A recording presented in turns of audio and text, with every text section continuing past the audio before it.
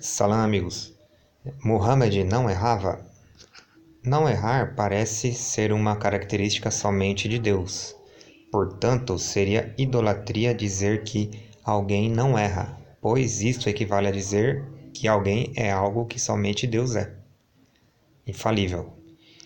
Vejamos algumas passagens do Alcorão que referir-se-iam a Muhammad. 7:188. Diga, se estivesse de posse do invisível, iria me aproveitar de muitos bens e o infortúnio jamais me açoitaria. Então, este versículo aqui implicaria uma certa ambição. Ok? Então, aqui é mais uma ordem, né? Diga. Seria para o profeta dizer isso. Então, se o profeta soubesse do invisível, ou seja, do futuro, ou de coisas que ele poderia tomar um proveito, então ele faria isso, ele se aproveitaria e obteria muitos bens, e o infortúnio jamais iria tocá-lo. Isso indicaria uma ambição. Se ele tivesse essas coisas em sua posse, ele seria ambicioso. O Alcorão está falando isso. E ambição seria um erro, né? 9:43. Deus te perdoou. Então aqui é só um trecho deste versículo que já implica, né? Se perdoa, então é porque cometeu o erro. Então, já que Deus teria perdoado Muhammad, é porque ele cometeu um erro, logo ele não é infalível, é humano. 33:39. Só lembrando que alguns versículos aqui, gente, eles não têm a palavra Muhammad explícita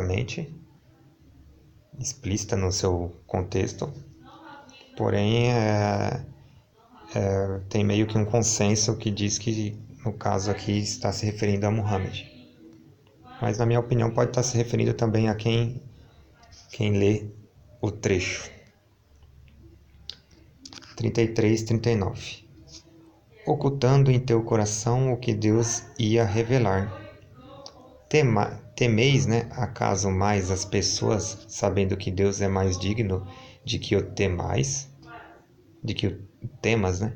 Então aqui nesse trecho parece que Muhammad teve um momento que ele temeu assim as pessoas, ou as fofocas, ou o que as pessoas iam falar. Se preocupou com a opinião dos outros, na verdade. E sendo que Deus falou aqui que Deus é mais digno de ter o temor. Então aqui indicaria o quê? Que o profeta Muhammad teve medo das pessoas mais do que a Deus, ou temeu alguém além de Deus? Seria outro erro. 42:52. E também te inspiramos com um espírito, por ordem nossa, antes do que não conhecias o que era o livro, nem a fé. Porém fizemos dele uma luz, mediante a qual guiamos quem nos agrada, né? Aqui apraz é agradar, dentre nossos servos. E tu certamente te orientas para uma senda reta.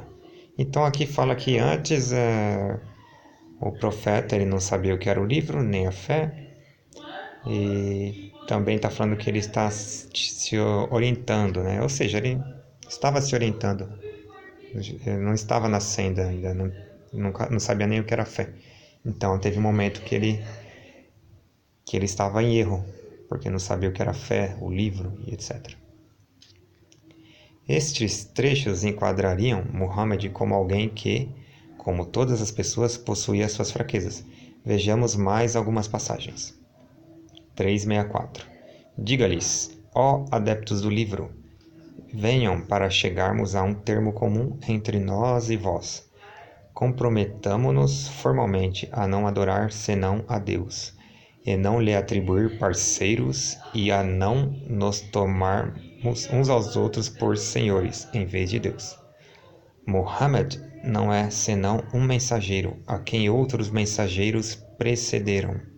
Então aqui fala, né? Muhammad era só mais um mensageiro. Algumas pessoas falam assim, os muçulmanos adoram Muhammad. Não, o Alcorão, na verdade, o enquadra como apenas entre aspas, né? Apenas um mensageiro dentre outros que tiveram.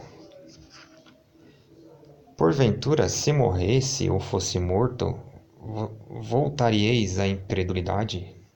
Mas quem voltará a ela, em nada prejudicará a Deus, e Deus recompensará os agradecidos. Aqui, ó, em verdade, Muhammad não é pai de nenhum de vossos homens, mas sim o mensageiro de Deus. Ó profeta, que te abstens daquilo que Deus te... desculpem, gente, li errado aqui. Ó profeta, por que te abstens daquilo que Deus te concedeu, procurando com isso agradar as tuas esposas, quando sabes que Deus é indulgente e misericordiosíssimo? Quando o profeta confidenciou um segredo a uma de suas esposas, ela o revelou a outra, e Deus informou-o disso. Ele então confirmou uma parte disso, escondendo a outra. Mas, quando ele contou, ela perguntou: quem te anunciou isso? Disse: anunciou-mo o onisciente, o sapientíssimo. Então aqui parece que temos uma bronca, né, de Deus aqui nesse trecho sobre Muhammad.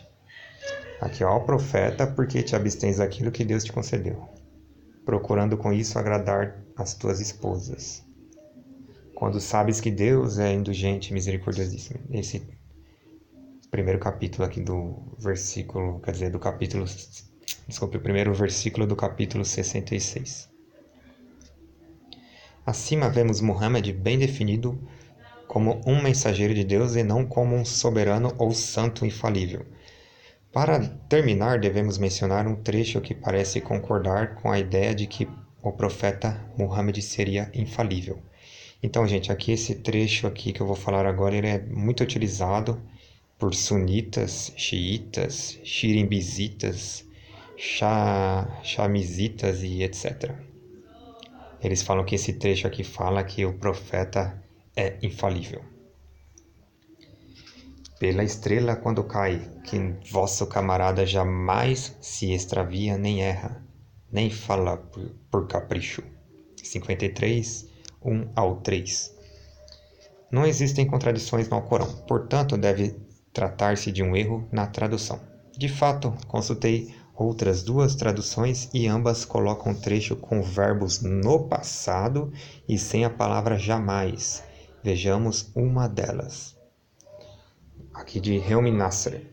Vosso companheiro não se descaminhou nem se transviou. Os verbos em questão estão no perfectivo, passado, né?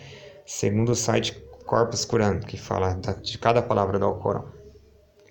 São eles, esse aqui, Rawa, que é errou, e esse aqui é o Dalla, transviou.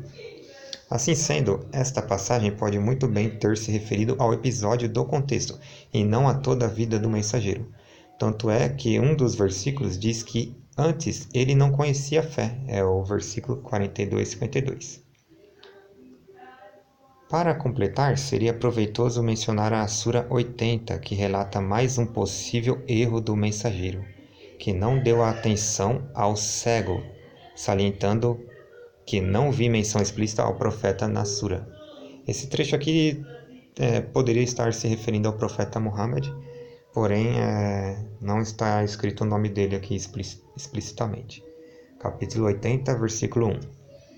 Tornou-se austero e voltou as costas, quando o cego foi ter com ele. Existem casos que envolvem outras personalidades no Alcorão. Por exemplo, Abraão, que pediu a Deus uma demonstração de como ele dava vida aos mortos, tudo para que ele tivesse tranquilidade no Alcorão. Na Bíblia também existem muitos exemplos. Jesus, quando é chamado de bom mestre, ele retruca dizendo que só Deus é bom. Enfim, podemos concluir que os servos de Deus nunca se orgulhariam e Deus nunca os chamou de perfeitos ou santos. Salam, amigos, até a próxima, inshallah.